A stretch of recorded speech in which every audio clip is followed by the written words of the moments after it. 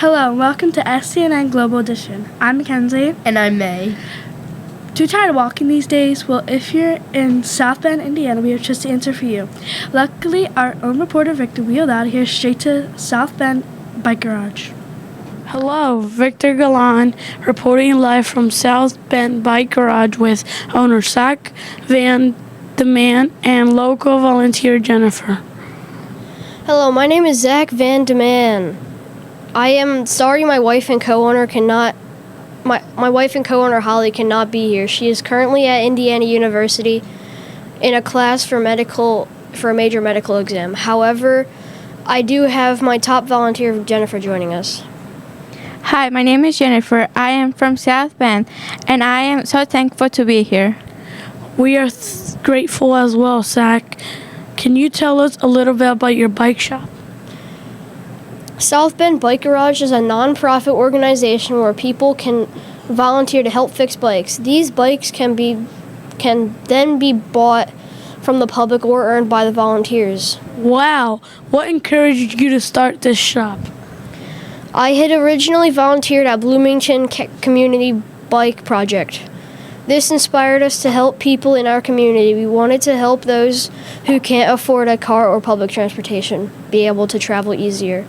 We also wanted to help sustain our ecosystem with clean transportation. That's so neat. Back at CMN, we are recycling plastic bags to help support the environment as well. So, Jennifer, what is expected of the volunteers and what makes you want to be a volunteer? Well, I am one of the 5 volunteers who earned my free bike since July. I am currently still volunteering. When we come to the garage, we help fix the bikes. Once you have put 6 hours of your time, you are rewarded with your own bike. It's really awesome. All of your time really pays off with a free bike. By the way, where do you find all of your bikes that are repaired, sold, and earned?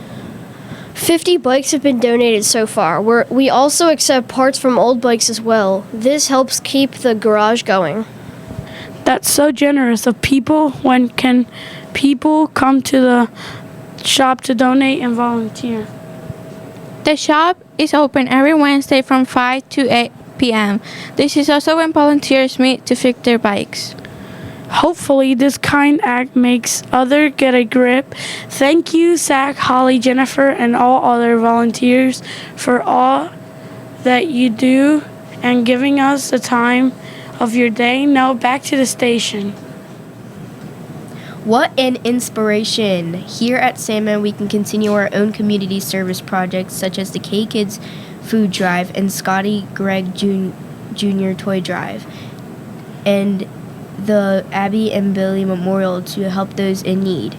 Everyone remember to contribute because we can't handle it on our own.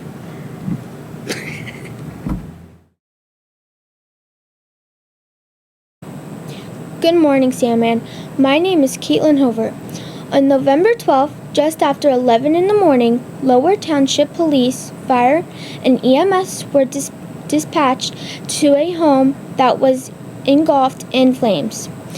Fortunately, the home was empty, but due to the quickly spreading fire, neighbors were requested to leave their homes so the fire department could contain the flames.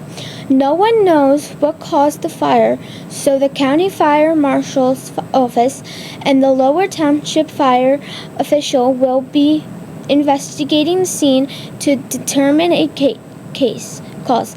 But we have our very own news anchor, Chase Roth, up next to discuss the leading cause of house fires. Chase? Thank you, Caitlin. I'm glad no one was injured in that devastating fire. While the fire marshal investigates the cause of that particular house fire, I'd like to go over the 7 leading causes of house fires so that we can work together as members of the community to help prevent future house fires. The leading cause of house fires is cooking-related fires. Cooking-related fires make up 48% of all residential fires. They are very often caused by grease that is not thoroughly scrubbed off. The second leading cause of house fires is heaters that ignite drapery and anything flammable. The third leading cause is faulty electrical wiring. This type of fire is often deadly because most wiring isn't visible. Wiring that is not up to date, like in old houses, is the most dangerous. The fourth case is smoking. Not only is it bad for your health, it can also set carpet or furniture aflame if dropped. Candles might be nice to set out for dinner or holiday celebration, but they are also very dangerous as they are number 5 on the list. Number 6 is one people rarely think about: chemical fires. Residential chemical fires occur most commonly when volatile vapors from gasoline and other petroleum liquids reach a flashpoint temperature or when fumes contact a source of open flame. Last and least obvious is Christmas trees. A Christmas tree can destroy a room in a matter of seconds. Never leave your tree lights plugged in when you are not home or asleep, and make sure the water reservoir is kept full so the tree doesn't dry out. Now let's head over to Sophia Hill with fire prevention tips. Thank you, Chase. That was very informative. Now that we know the leading causes of house fires, let's talk about some safety tips in the event your house does catch fire. Smoke alarms make the chances of death from fire reduced by 50%, so make sure you change your battery regularly. Next up is candles. They might make your space smell good, but they are an open flame, so keep candles at least 12 inches away from anything that can burn, and always blow them out when you leave the room or before you go to sleep. When cooking, limit distractions and don't leave a hot oven or stovetop unattended. Have a fire extinguisher in the kitchen in case of emergency and make sure you know how it works. You might be surprised that most people don't know how to use one. Together, have your family plan and practice a home fire escape plan with 2 ways out of your house in case of a fire. It is important to have an alternative exit in case one is blocked by fire. If you cannot safely escape your home or apartment, keep smoke out of the room by covering vents and cracks around the door and call 911 or your fire department as quickly as possible. Then signal for help at the window with a light-colored cloth or a flashlight. I hope this was helpful and that you and your family work together to prevent house fires from happening. Thank you, Sophia. While we hope no one experiences a house fire, it is important to know that we live in an area that has many trained professionals ready to respond. Just last week, all Lower Township fire departments responded to the house fire on Villas Bayfront. This means Arma, Town Bank, and Villas Fire Departments were first on the scene. All 3 of those fire departments are volunteers. The fire was large, so large that additional rescuers were called in from Rio Grande, Green Creek, Cape May, Goshen, the Cape May Fire Coordinator's Office, and the Cape May County Fire Marshal Office.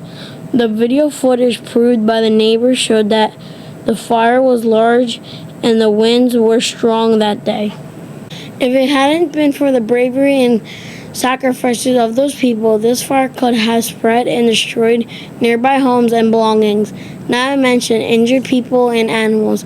On behalf of the Sandman School, we'd like to thank all of the brave men and women that extinguished this fire.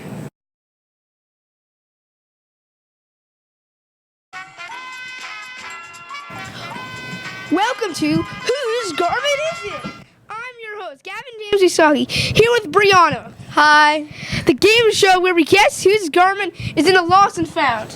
Let's meet our contestants. First up, we have Carly. Next, we have Lorelai. And finally, we have Victor. Are you guys ready to play Whose Garment Is It? Yes! Brianna, let's see our first garment.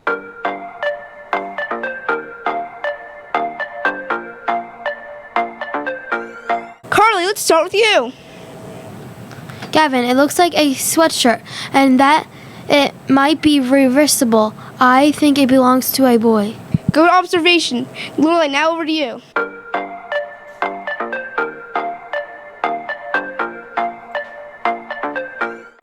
Is that J. Crew? Judging by all the buttons, it's definitely a girl's jacket, and it looks to be a small. Great eye for fashion, Lorelai. On to Victor.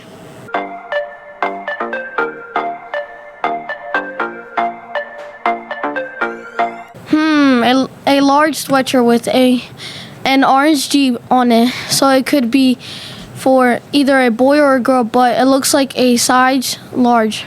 Thank you, Victor. So does anyone know whose garment is it?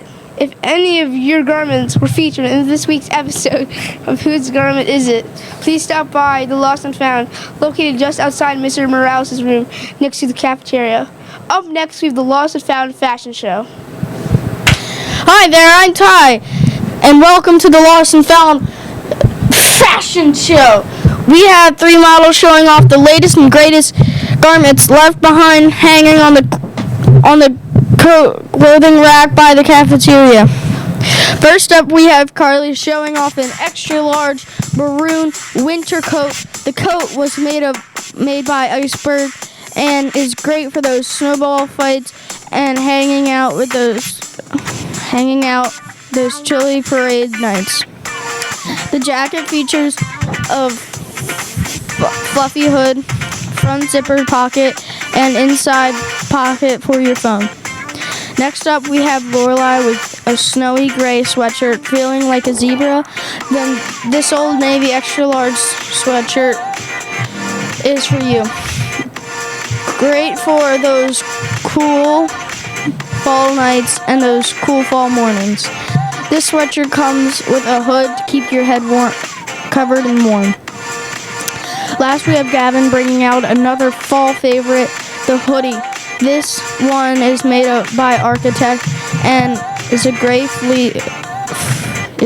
and fleece lined. Very fluffy. No outfit is complete without the proper sweatshirt. So if you're missing this, stop by the Lost and Found rack just outside of Mr. Morales' room by the cafeteria. Thank you, everyone. Thank you for watching, everyone, for watching the Lost and Found fashion show. This is all we have for this episode of SCNN School News. Bye-bye. Bye-bye. It's lost. Go find it.